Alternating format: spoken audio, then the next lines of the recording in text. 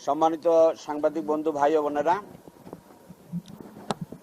আজকে আলহামদুলিল্লাহ বাংলাদেশে অতি প্রত্যাশিত নির্বাচন চলছে এবং এই নির্বাচনের মাধ্যমে দেশের আগামী দিনের কর্ণধার নির্বাচিত হয়ে আসবেন ইনশাআল্লাহ। কিন্তু নির্বাচনের ময়দানে আমরা যারা আছি, যে কিছু সমস্যা আছে সেগুলো আজকে আমাদের কাছে যা এসেছে তার একটি তথ্য এবং সেই ব্যাপারে পদক্ষেপ নেওয়ার জন্য আমরা সম্মানিত সিইসি এবং কমিশনার বৃন্দের সাথে সাক্ষাৎ করেছি এবং আমরা লিখিত তথ্য নিয়ে এসেছি এবং সেগুলো তাদের সামনে উপস্থাপন করেছি এবং এই সমস্ত তথ্যগুলোর ভিত্তিতে ওনারা এখনই বসবেন এবং বসে পদক্ষেপ নেওয়ার যা আছে সেগুলো তারা নেবেন বলে আমাদেরকে আশ্বস্ত করেছেন। এবং আজকে আমাদের এই টিমে আপনারা দেখছেন যে আমাদের বাংলাদেশ জামাত ইসলামীর কেন্দ্রীয় নির্বাচন পরিচালনা কমিটির যে সেক্রেটারি সদস্য সচিব জনাব মাওলানা আব্দুল হালিম সাহেব সহ আমাদের বিভিন্ন পর্যায়ের দায়িত্বশীল বৃন্দ এখানে উপস্থিত আছেন এবং আমাদের 11 দলীয় দুইটি দলের প্রতিনিধিবৃন্দ আছেন।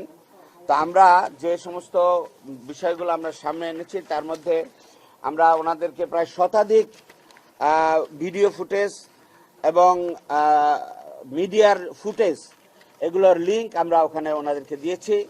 আমরা এই দরখাস্তটা তাদের কাছে তুলে ধরেছি এবং লিঙ্কের তথ্যগুলো ওনাদের কাছে আমরা দিয়েছি।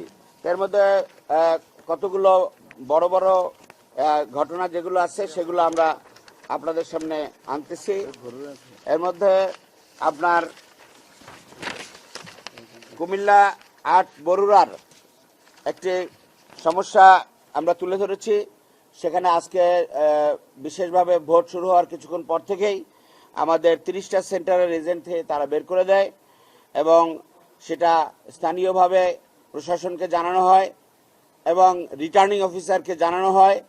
রিটার্নিং অফিসারের পক্ষ থেকে দেই দিচ্ছি করে এবং পদক্ষেপ নিচ্ছি করে কথা বললেও কোনো পদক্ষেপ তিনি কার্যকর করতে পারেন নাই এবং এরপরে ওখানকার যে আসনের আমাদের প্রার্থী জনাব অধ্যক্ষ হেলাল উদ্দিন শফিকুল আলম হেলাল, তিনি একজন প্রবীণ শিক্ষাবিদ এবং সকলের শ্রদ্ধেয় ব্যক্তিত্ব। তিনি লিখিত নিজ হাতে লিখিত একটি দরখাস্ত দিয়ে রিটার্নিং অফিসারকে এটা বন্ধ রাখার জন্য আবেদন জানান। আমরা সেই কপিও সংযুক্ত করে দিয়েছি আমাদের সিইসি মহোদয়ের কাছে এবং ওনারা এটা বসবেন বলে আশ্বস্ত করেছেন এবং তারা দেখবেন। এছাড়া আমাদের আরও কয়েকটি জায়গা আছে, 158 বেলাবর নরসিংদী 4, এখানে যে প্রিজাইডিং অফিসার মামুনুর রশিদ সেই বেলাবো পাইলট উচ্চ বিদ্যালয় বিএনপির নেতাকর্মীদের সাথে জোরপূর্বক সে সিল মারার উৎসব করেছে বলে আমাদের কাছে খবর এসছে। টাঙ্গাইলের 2 গোপালপুর এবং ভুয়াপুর, এখানের অধিকাংশ গোপালপুরের অধিকাংশ কেন্দ্রে এজেন্ট বের করে দিয়েছে এরকম তথ্য আমাদের কাছে এসছে। হাতিয়ার যে নোয়াখালী 6 আসন, এখানে গত রাত থেকে সেখানে রক্তাক্ত সন্ত্রাস করা হয়েছে এবং এখানে প্রার্থীর ভাই তার মাথা ফাটিয়ে দিয়ে তাকে রক্তাক্ত করেছে।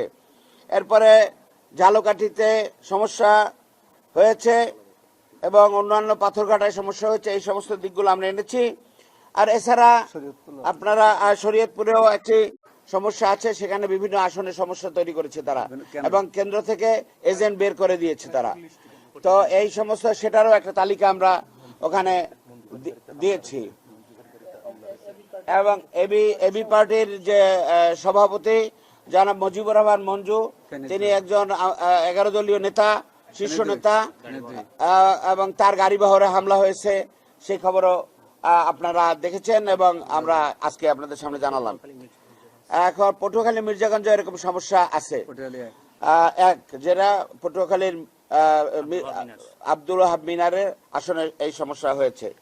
তো সম্মানিত সাংবাদিক বন্ধুরা, আমরা অত্যন্ত প্রত্যাশিত আজকের এই নির্বাচনে আমরা যে আশা নিয়ে আছি, আশা করি যে এই সমস্ত ব্যাপারগুলোতে এখনো ভোট সেখানে চলছে এবং পদক্ষেপ নেওয়ার সুযোগ আছে।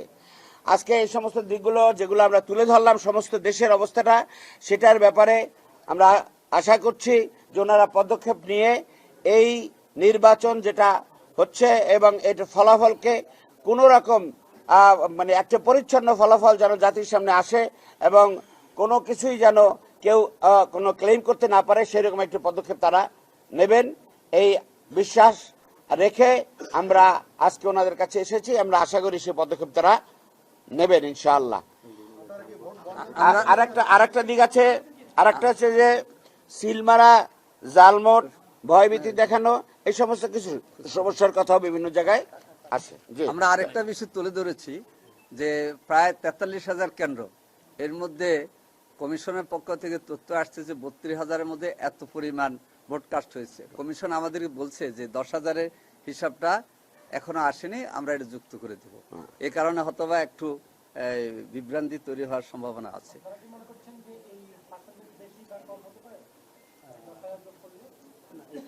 না, এটা উনি কারেকশন করছেন যে না এটা হয়তো মানে প্রিন্টিং এর বলবা 42,779। হ্যাঁ জি,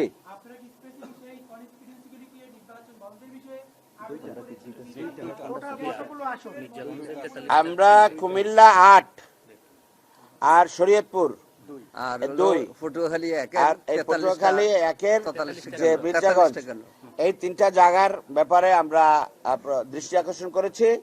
আমরা আশা করি এই সমস্ত জায়গায় অধিকাংশ বিশেষভাবে সেন্টারে ভোট হতে পারে না এবং নির্ভয়ে বাধাহীনভাবে ভোটাররা উপস্থিত হতে পারে না।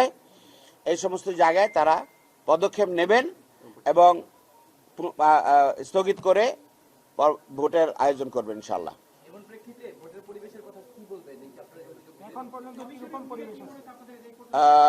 আলহামদুলিল্লাহ, দেশের জনগণ তো আপনারা দেশবাসী দেখেছেন, আপনারা বাসে, ট্রেনে, লঞ্চে উৎসব মুখর ভাবে তারা, ঢাকা শহর তো খালি হয়ে গেছে। তো এটা তো এই ভোটে অংশগ্রহণ করার একটি উৎসাহ থেকে এই জিনিসটা আসছে।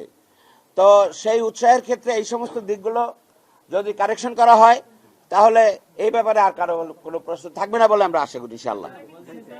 Thank you. জি, স্থগিত সে এসে বলছে যে আমরা বসবো, বসে পদক্ষেপ নেবেন ইনশাআল্লাহ।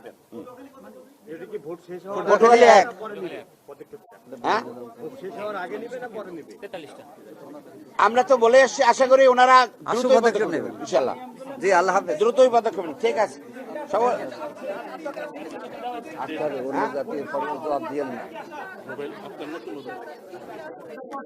আমরা দিয়েছি, ওনাকে দিয়েছি।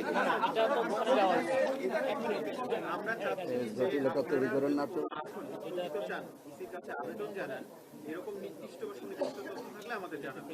হ্যাঁ, জানাচ্ছি আমরা। 3টি আসনে, এটা তো আগেই বলছি যে একটা হলো কুমিল্লা 8, আরেকটা হলো শরীয়তপুর 2, আর একটা হলো পটুয়াখালী 1। আসন পুরানো আসনের যে সমস্ত সেন্টারগুলোতে সমস্যা হয়েছে সেই সেন্টারগুলোতে পদক্ষেপ নেবেন। কুমিল্লা 8, পটুয়াখালী 1, শরীয়তপুর 2। Thank you. সবই বলা হয়েছে, সবকিছু বলা হয়েছে।